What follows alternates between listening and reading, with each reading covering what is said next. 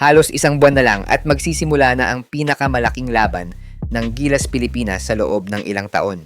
Kung dati ay direkta tayong nakapasok sa World Cup, ngayon ay dadaan naman ang Gilas sa butas ng karayom para lang makuha ang isang slot sa pinakamalaking basketball event sa mundo na FIBA World Cup Championship.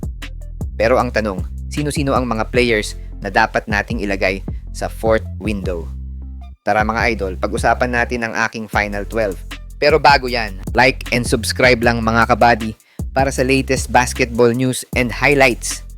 Sa nalalapit na fourth window ng FIBA qualifiers, para sa akin ito ang lineup na sa tingin ko ay may pinakamalaking tsansa para maging balanse ang Gilas Pilipinas laban sa Jordan, Iran at Syria. Hindi ito tungkol sa pinakasikat na pangalan na meron tayo, kundi sa kombinasyon ng shooting, defense, rebounding at FIBA experience na kailangan ng national team. Ang second round ay magiging mas pisikal at mas mahirap, kaya mahalagang magkaroon ng roster na kayang mag-adjust sa iba't ibang klase ng kalaban. Sa guard position, pinili ko sina Juan Gomez Deliano, Robert Bolick, Jordan Heading, Ray Parks Jr. at Dwight Ramos. Sa palagay ko kasi, these 5 guys can definitely fill the backcourt position. Bakit? Para sa akin kasi, Juan Gomez can be the main playmaker ng Gilas. Malaki ang impact niya last window at wala siyang daga mag-take ng crucial shot pag kinakailangan. Why Robert Bolick? Bolick is a master ng pick and roll at isolation plays. Pwedeng kapalit ni Juan Gomez sa one position pag talagang hindi gumagana yung triangle system ni CTC. Gaya ni Juan Gomez, he can definitely take crucial shots pag kailangan.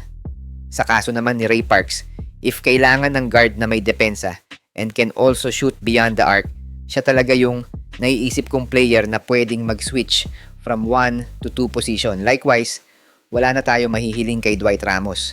Sana lang stick na lang si Dwight sa 2 position since yun talaga yung natural position niya. And last but not the least, syempre Jordan Heading. Ilagay na dapat siya para magkaroon ng outside threat ang Gilas kahit papano, gaya ng era ni na Jeff Chan, Marcio Lassiter at Larry Fonacier. Sa palagay ko kasi, shooter talaga ang kulang sa Gilas. Sa forward position, KQ is the only player na pwedeng sa 2, 3, and 4 position. He can knock down shots pag kailangan at grabe din mga salaksak nito sa ilalim gamit yung mga teardrop niya na malalayo. Defense-wise, meron si KQ kahit papano. And considering yung height niya, he can guard multiple position. Same with Carl Tamayo. Kita naman natin kung paano siya pumutok sa New Zealand game. Though his position is 3 and 4, napatunayan naman niya na pwede siyang maging offensive threat ng Gilas pag kailangan. KQ and Carl Tamayo are the best duo na dapat hindi mawala sa Gilas. Lagay na din natin si Justin Baltasar sa 3 and 4 position. Though wala pa tayong nakitang impact ni Balti sa recent games nila, better na wag na alisin si Balti sa Gilas main team para masanay na siya at makuha niya ulit ang kumpiyansa niya sa international stage. Then sa frontcourt naman, wag na sana alisin si Mike Phillips sa main team. Malaki yung naging tulong niya sa hustle, plus offensive boards last window, and he can definitely the energizer ng Gilas pag kinakailangan. AJ Edu is the only guy na nakikita kong steady defensive anchor ng Gilas sa lahat ng games nito. Hopefully lang ay maging healthy pa din siya all throughout the qualifiers. Dahil wala na nga tayong kay Soto, pag nawala pa si Edu sa rotation, pilay lalo ang Gilas. Sa kaso naman ni QMB, I guess same with Mike Phillips. Defense, inside presence, at ability to score sa ilalim ang main weapon ni QMB.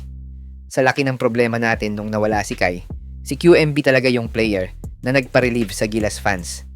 Sana lang maging healthy din siya sa fourth window para makasabay ang Gilas sa mga makakalaban nito.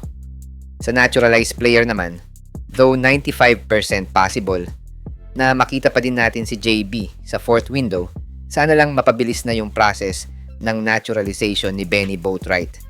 With respect to JB, gaya nga ng tinalakay natin last time, nagiging pababa na kasi yung output ni JB sa last 3 windows ng first round. Though he can still play at his highest level, para sa akin ibigay na muna kay Benny ang spot niya dahil 6 crucial games ang nakataya para sa slot ng Gilas sa World Cup. Take note guys, minimum 4 wins ang dapat makuha ng Gilas kung gusto nitong makapasok as best 4th placer and 5 to 6 wins to to secure a spot sa top 3 ng Group E. Kaya imagine if matalo ng 3 beses ang Gilas with JB putting up low output. Talagang goodbye World Cup and Olympics na ang Gilas. Pero sa dulo, sana magawa ng paraan ni CTC yung problema ngayon ng Gilas, lalo na last time. Pinatay lang ng New Zealand at Australia ang sistema ng Gilas dahil lang sa full court press. Hi guys! Kung naghahanap ka ng legit Gilas jerseys, marami tayong partner stores ang nagbebenta niyan. All you have to do is i-click lang yung link sa gilid ng mga video at magpa-pop na yung mga stores sa gilid. Get yours now guys at huwag kalimutan mag-subscribe kay Overdrive Highlights.